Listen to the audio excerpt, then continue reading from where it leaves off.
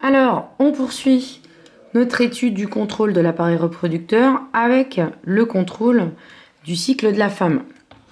Alors, vous allez voir quand même que c'est un truc assez extraordinaire. Franchement, quelque chose d'assez fou.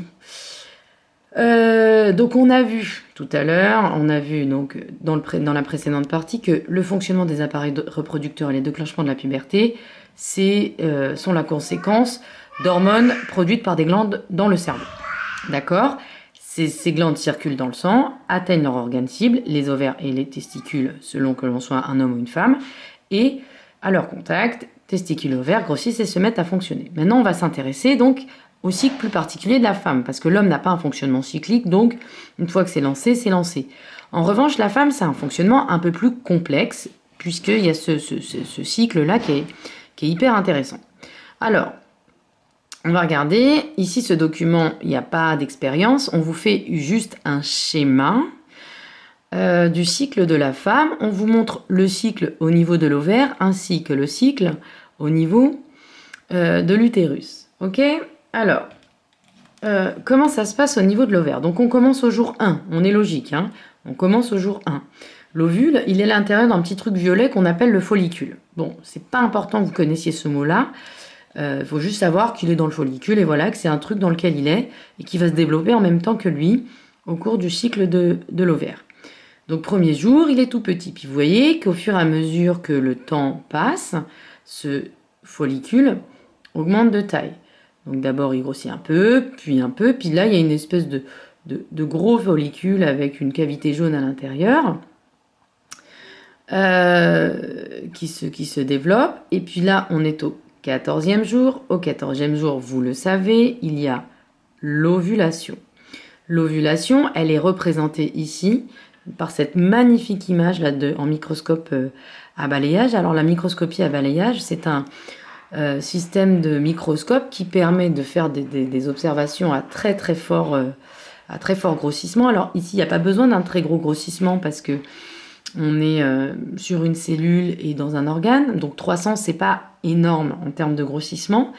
Mais la microscopie par balayage a la capacité de nous représenter des reliefs. Ce qui fait qu'on voit parfaitement le relief. Donc ce que vous avez en rose ici, hein, c'est l'ovaire. Et là, le truc jaune qui sort, c'est l'ovule. Alors, ce qu'il faut savoir tout de même, c'est que toutes ces couleurs-là sont des couleurs reconstituées. Peut-être qu'elles respectent plus ou moins les couleurs de la réalité, mais en microscopie à balayage, on n'observe pas du tout des couleurs roses, jaunes, voilà, non. C'est plutôt du noir et blanc, et après on remet des couleurs sur les images pour que ce soit plus joli, plus lisible. Donc là, vous avez l'image de l'ovulation, donc c'est bien la sortie de l'ovule hors de l'ovaire. Ensuite, une fois que l'ovule est émis, on voit que le follicule dans lequel il n'y a plus rien, plus d'ovule, va régresser, il va devenir tout jaune, d'ailleurs on va l'appeler le corps jaune, et puis il va finir par régresser totalement au 28e jour. Alors ce qui est intéressant d'observer dans ce cycle, c'est de voir le parallèle avec le cycle de l'utérus. Si vous regardez dans les premiers jours, dans la première partie, entre donc 0 et 14 jours, vous avez donc les différentes parties de l'appareil reproducteur, et vous voyez que l'utérus, la cavité utérine est épaisse, et l'utérus, il est comme il est représenté d'habitude. Mais quand on regarde à partir du 14e jour, là vous observez tout de suite que l'utérus, là, la paroi de l'utérus, est plus épaisse qu'au début. Ça s'est épaissi, ça s'est enrichi en sang parce que c'est rouge. C'est encore plus rouge. Et puis, au 28e jour, on constate quoi? Que là, la paroi de l'utérus est détruite et donc que cette paroi de l'utérus qui se dégrade va être à l'origine des règles. Ok, donc on a fait cette étude bien attentive du document et vous devez toujours faire des études bien attentives des documents avant de vous lancer dans vos questions. On vous demande donc de décrire en quelques lignes là le cycle de l'ovaire, c'est ce qu'on vient de faire. Ensuite, on fait une expérience donc d'ovarectomie sur des rats, des rates. Et ovarectomie, ça veut dire quoi? Ça veut dire tout simplement on coupe les ovaires. D'accord? Ablation de l'ovaire. Donc, dans cette expérience, que fait-on? Première acte, c'est de la témoin, on lui fait rien et on observe ce qui se passe. On voit que la paroi de l'utérus, comme tout à l'heure, se développe au cours du cycle, puis se détruit au moment des règles, exactement comme on a décrit tout à l'heure. Dans la deuxième expérience, on détruit les ovaires et on constate qu'il n'y a aucun développement de la paroi de l'utérus. Ensuite, troisième expérience, je coupe l'ovaire, mais qu'est-ce qu'on fait d'ailleurs ailleurs? On reprend cet ovaire et on va le greffer sous la peau, à proximité des vaisseaux sanguins, peu importe, hein, ça peut être sur le dos, ça peut être sur le ventre, ça peut être sur la cuisse, mais à condition qu'on soit à proximité de vaisseaux sanguins. Et on constate que là, on reprend, comme pour une souris, une rate normale, on va dire, un développement cyclique de la paroi utérine. Donc là, déjà, tout de suite, ça nous met une idée. Première idée, c'est que quand on enlève les ovaires, il n'y a pas de développement de l'utérus. Ça veut donc dire que le développement de la paroi de l'utérus dépend des ovaires.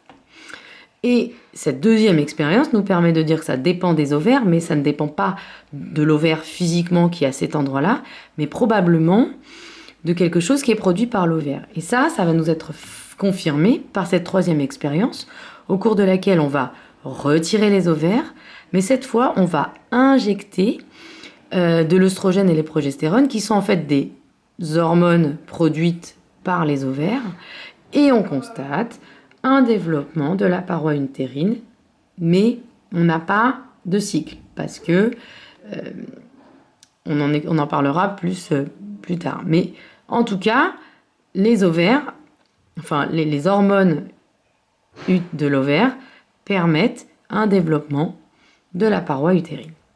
Donc, ça nous apprend que l'ovaire agit sur l'utérus au travers de ces hormones. Donc là, maintenant qu'on a bien décortiqué, vous allez voir que les questions, ça va être très rapide. Donc chez la souris témoin, on a dit tout se passe bien normalement. Quand on coupe les ovaires, il n'y a plus rien qui se passe, plus de cycle de l'utérus. Quand on greffe, ça reprend, le cycle reprend.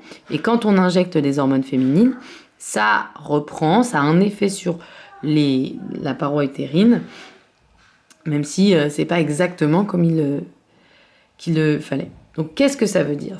Qu'est-ce que ça nous permet de conclure? Alors si ça veut bien redevenir clair, c'est qu'en fait, comme on a dit, les ovaires agissent sur l'utérus pour avoir un fonctionnement cyclique. Et si vous regardez bien, c'est un peu fantastique cette histoire, parce qu'en fait, vous voyez que l'ovaire contrôle l'utérus de manière à ce que, au moment où elle émet l'ovule, et donc au moment où il est susceptible d'y avoir une fécondation, et donc l'arrivée d'un embryon, l'utérus soit bien épais, bien riche en vaisseaux sanguins, bien riche en tout un tas de trucs qui vont permettre d'alimenter l'embryon s'il arrive. Et donc, s'il n'arrive pas, et c'est ce qui se passe ici dans ce cas-là, il y a les règles.